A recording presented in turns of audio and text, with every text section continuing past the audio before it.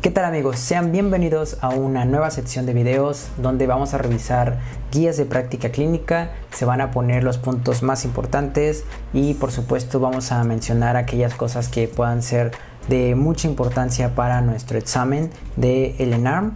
Hay que recordar que las guías de práctica clínica no están siempre tan actualizadas, entonces en algunas situaciones van a poder observar que se mencionan cosas que tal vez pues ya no, pero entonces recordemos que el examen está basado en las guías de práctica clínica, así que eso es lo que vamos a recordar el día de hoy.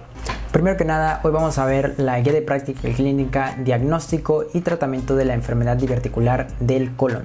Mi nombre es Alberto, también conocido como Dr. Albert en Instagram, Facebook, Twitter. Por si no me sigues, es momento de que te suscribas al canal y me sigas en todas mis redes sociales.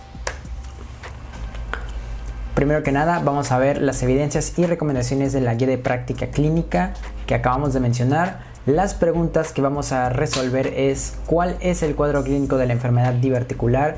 ¿Cuáles son los métodos diagnósticos para la enfermedad diverticular? ¿Qué es el síndrome de colitis asociado a divertículos en la enfermedad diverticular? ¿Cuál es el tratamiento de la enfermedad diverticular? ¿Cuál es el tratamiento del sangrado de origen diverticular? Entre muchas otras más preguntas que vamos a conocer en la guía de práctica clínica. Como concepto tenemos que la diverticulosis es la simple presencia de divertículos en el colon, sin haber una manifestación clínica en el paciente. La enfermedad diverticular es cuando hay sintomatología que es variada, como el dolor crónico o el sangrado de los divertículos. La diverticulitis se presenta cuando existe inflamación de los divertículos que involucran la pared del colon. La diverticulitis del colon se clasifica dentro de los trastornos del sistema digestivo y se clasifica con perforación y absceso y sin perforación ni absceso. Una vez teniendo claro el concepto, vamos a hablar un poco de epidemiología. Como evidencia, la guía de práctica clínica nos menciona que entre un 10 a un 25% de los pacientes con diverticulosis presentarán diverticulitis a la edad promedio de 62 años. Otra evidencia que nos menciona es que el bajo consumo de fibra y estreñimiento no son factores de riesgo para desarrollar diverticulosis. Sin embargo, una dieta alta en fibra sí la considera como un factor protector. Una recomendación es que si existe sospecha de colitis asociada a divertículos, neoplasias o enfermedad diverticular, se debe de realizar una colonoscopía. Entre otras evidencias tenemos que los pacientes con enfermedad diverticular presentan síntomas crónicos caracterizados por dolor en el cuadrante inferior izquierdo sin antecedentes documentados de fiebre o leucocitosis. Tienen evidencia radiológica o endoscópica de divertículos, pero no hay datos de estenosis, abscesos, perforación u obstrucción. La utilización de mesalazina como recomendación con probióticos para la enfermedad diverticular logra mantener a los pacientes con buenos resultados.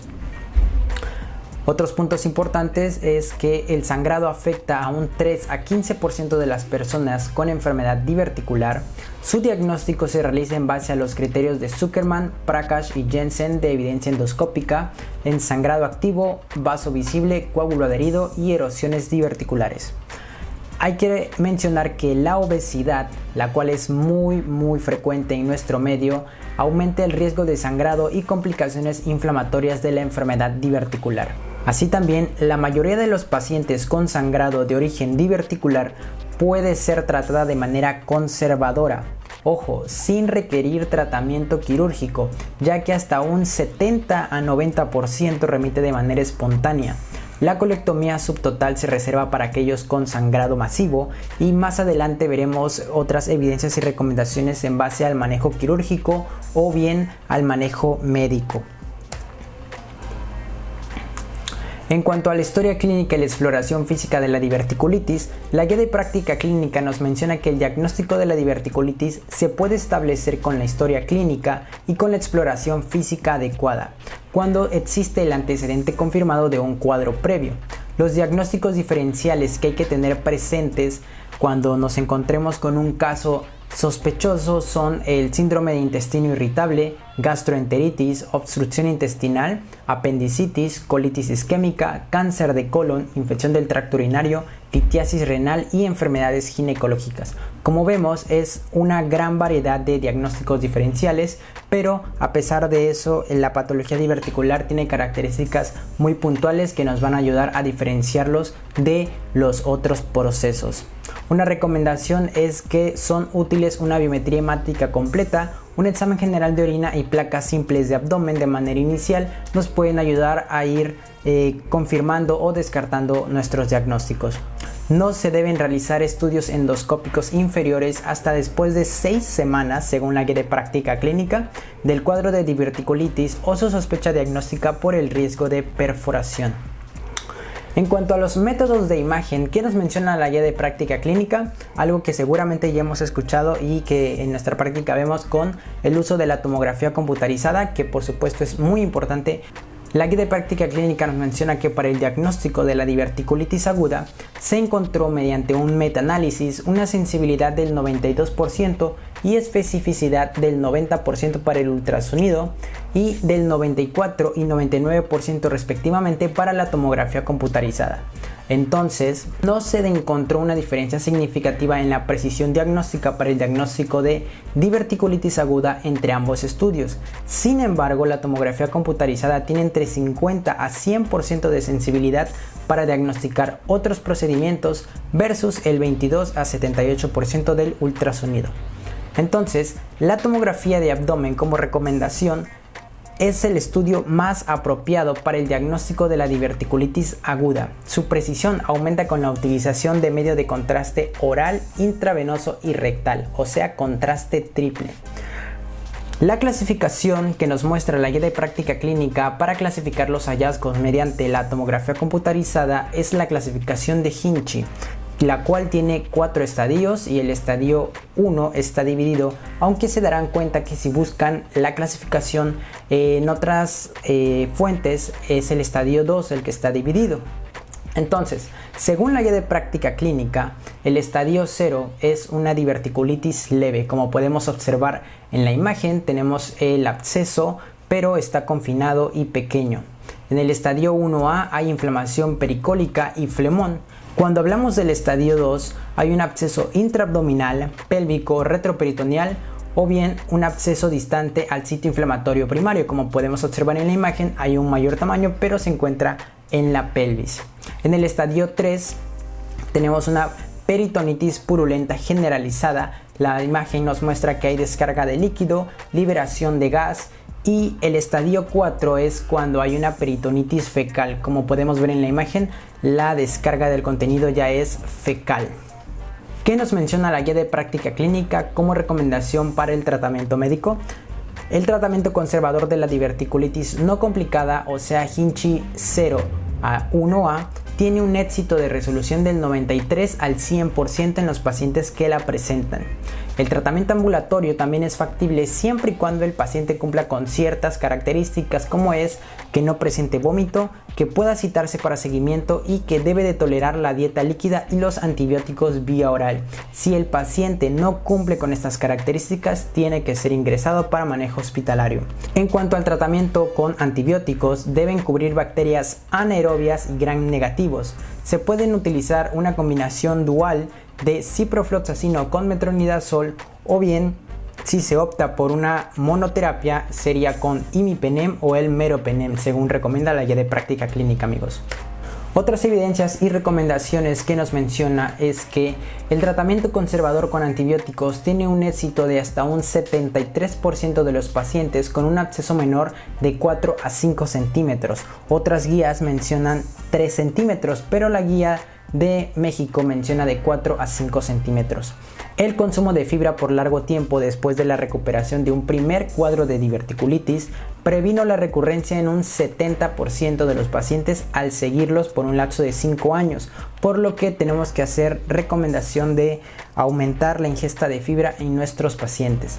El tratamiento no quirúrgico puede ser apropiado en una población seleccionada si la edad o las comorbilidades médicas impiden una cirugía segura. Cuando falla el tratamiento conservador, se debe realizar un drenaje percutáneo, el cual tiene un éxito de hasta un 81%.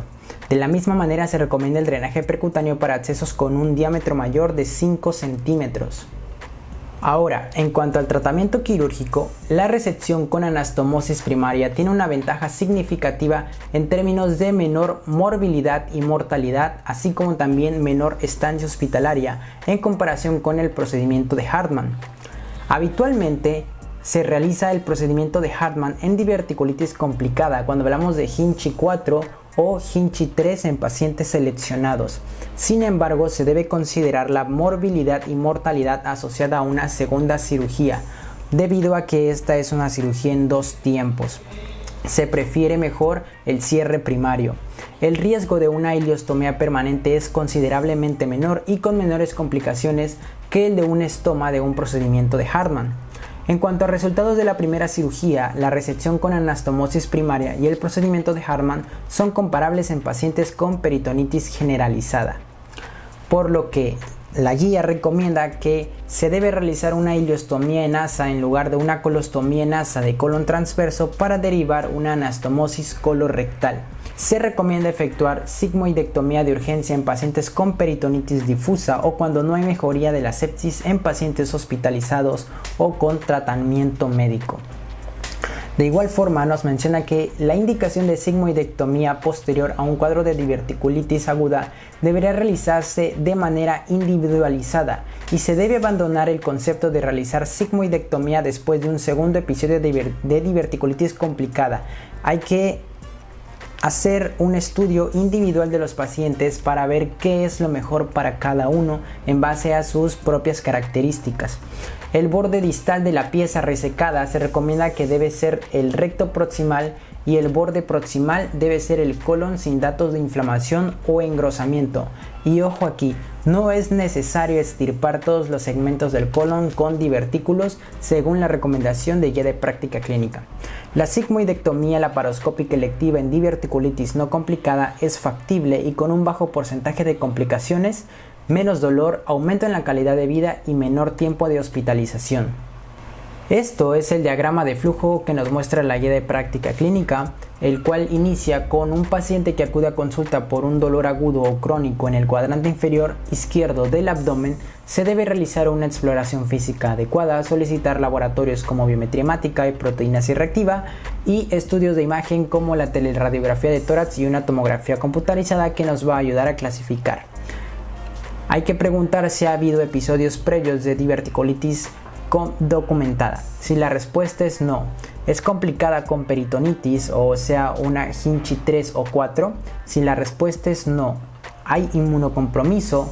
Si la respuesta también es no, tenemos que ver si hay alteraciones en la tomografía computarizada. Si se trata de una Hinchey 1 o Hinchey 2, hay fiebre, leucocitosis e intolerancia a la vía oral.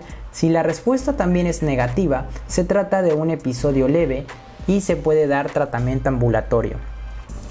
Por el contrario, si existen alteraciones en la tomografía computarizada, existe un absceso pélvico mayor de 4 a 5 centímetros. Si la respuesta es sí, se debe hacer un drenaje percutáneo. Si hubo mejoría del paciente, entonces se trata de un episodio moderado a severo y se debe dar tratamiento intrahospitalario con ayuno, analgésicos y antibióticos IV. De igual forma, esto se debe de realizar si no hay un absceso pélvico mayor de 4 a 5 centímetros. Ahora, si desde el inicio existen antecedentes de diverticulitis documentada, nos tenemos que preguntar si en la imagen hay peritonitis o daño estructural grave por la tomografía. Si la respuesta es sí, podemos ver que el diagrama nos lleva directo a la cirugía. Pero si la respuesta es no, como les mencionaba, hay que individualizar a cada paciente en base a sus factores de riesgo específicos del paciente o bien continuar con tratamiento médico. Lo mismo sucede si el paciente, posterior a darle el manejo que vimos acá con un drenaje o con un manejo hospitalario, pero no hay mejoría, entonces podemos observar que nos lleva también a la cirugía. Y bueno amigos, espero que les haya gustado este tipo de videos, que es una revisión de las guías de práctica clínica para que ustedes la escuchen cuando no quieran leer, estén en un momento libre y así vamos a estar compartiendo las guías de práctica clínica. En este caso fue la del 2014, que es una actualización, diagnóstico y tratamiento de la enfermedad diverticular del colon. Sin más que decir, les dejo aquí abajo en la descripción mis redes sociales por si quieren seguirme y qué otros videos o qué otras guías de práctica clínica les gustaría que revisáramos.